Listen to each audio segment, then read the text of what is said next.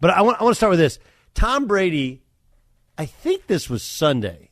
I think it was Sunday. So remember, today is Thursday.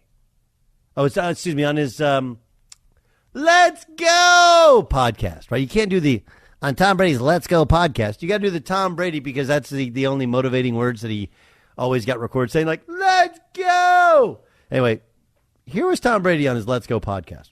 I almost look at like a football season like you're going away on deployment in the military. Yeah. And it's like, man, here I go again. And there's only one way to do it. And I think, Jim, we've talked from time to time just about how do you enjoy the certain moments of it. And the reality is you can really only be authentic to yourself, right? Mm-hmm. Whatever you may say, oh, man, I want to, make sure I spend a little more time doing this, during the season. Yeah. The reality is when it comes down to it, your competitiveness takes over.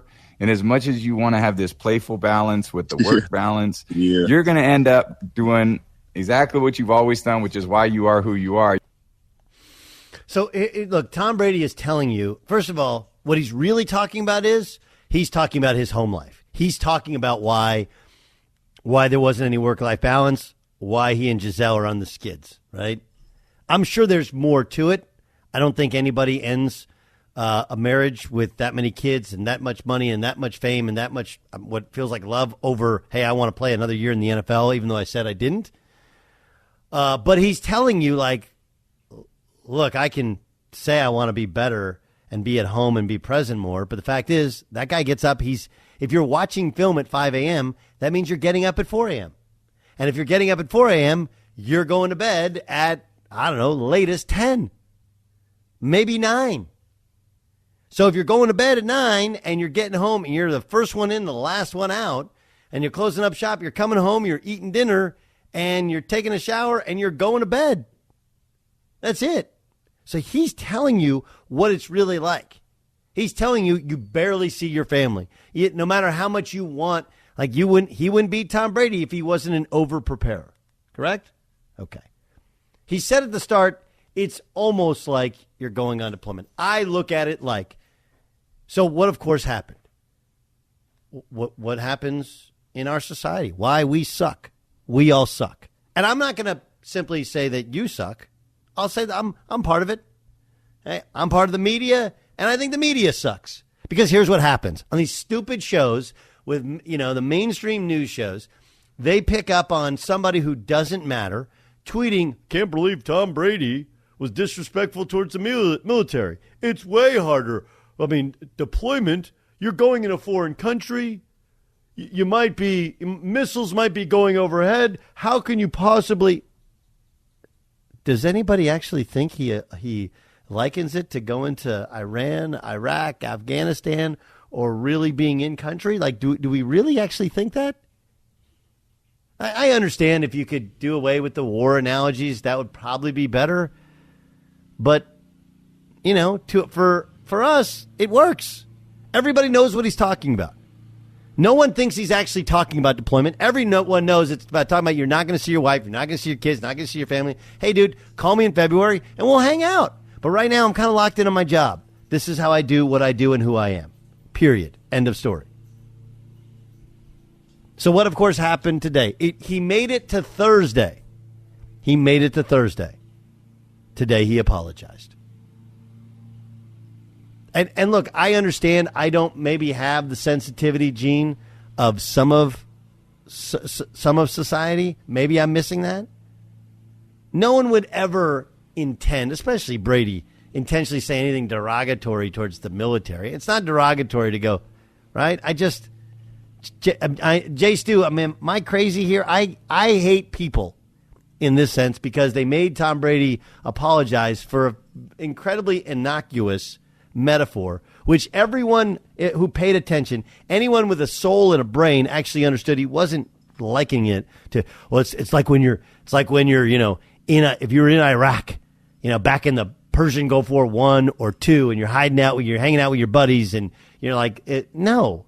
He just said it's kind of like deployment where you don't see your wife, you don't see your kids, you don't see your friends or your family. You're just going to do a job. Yes, Jay Stu. I remember we talked about it on, I want to say Tuesday, the day after he did it, because I saw a little bit of traffic online, and then LeVar Arrington, our very own, had discussed it too on his show. And then the next couple of days, it started getting a little higher in platform news media. As soon as I saw Newsweek and CNN go with it, I'm like, he's going to apologize. It's officially reached that mob where he's going to do some apology he doesn't really mean. But I wanted to hear the full apology, and I think we got it, right? Earlier this week, I made a statement about playing football and the military, and it was a very poor choice of words. And I just want to express that to any sentiments out there that people may have taken it in a certain way. So I apologize. We're the worst. Okay, listen to what he says. Let's play him back to back, okay?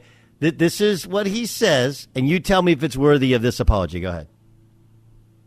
I almost look at like a football season like you're going away on deployment in the military. Yeah. And it's like, man, here I go again. And there's only one way to do it. And I think, Jim, we've talked from time to time just about how do you enjoy the certain moments of it. And the reality is you can really only be authentic to yourself, right? Mm-hmm. Whatever you may say, oh, man, I want to, make sure I spend a little more time doing this, during the season. Yeah. The reality is when it comes down to it, your competitiveness takes over.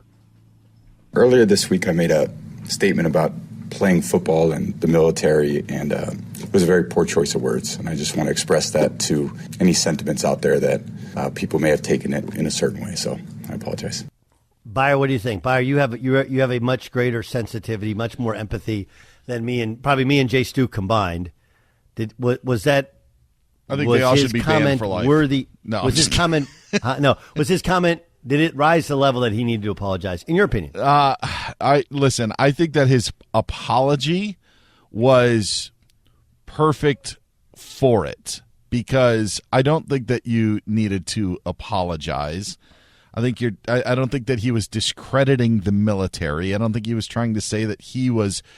I don't think any of that was there. The statement that he made that was 13 seconds long today, I think is completely appropriate for any outrage. He shouldn't have to do 1 ounce of anything extra to apologize for it. Ramos, what do you think, bud? I always have thought and you can correct me if I'm wrong, but I thought an apology should never ever say like if you think or if you took it wrong.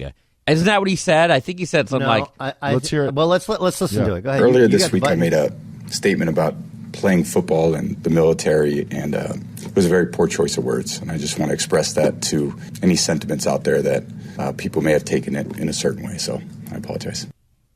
So basically, I agree with Dan. I think he did fine. But I'm just saying, I always thought that when you said, like, for those who may have taken it wrong, like, well, that's not really apology. That's saying, like, may have taken it wrong, I don't think. Okay. He did at the end, but he also said, like, I had a poor choice of words. I had poor choice of words. Yes. So he owned it. Yes. And I have no problem with that. I'm playing devil's advocate for a second. That's all. That's fine. I agree with what he did. I don't think he needed to apologize. Obviously, somebody said, like, hey, man, fine, I'll just do an apology, just get it on with. But that's what we've become. Like, no one thought he was really referencing war. There was no negativity towards American soldiers. He just using a very easy, and he said kind of like. Our oversensitivity towards any sort of comment, which if you want to perceive something, like I can take anything and make you perceive it as a negative if you want. People do this all the time in bad relationships. Man, you look good today. What I don't normally look good? You're killing me. I can't do this. But that's what we do. That's who we are. Everybody has to apologize, and then we parse the apology. Didn't need to apologize, and I agree with you both. By the way, there's nothing wrong with it. He owned it. Plus, he left it up to interpretation or whatever. Just done with it. 13 seconds, and we're done. But even the apology, then people go, the apology wasn't enough. He shouldn't have even apologized. Just be happy he apologized for something which is fairly innocuous and had nothing to do with the point that he was actually making.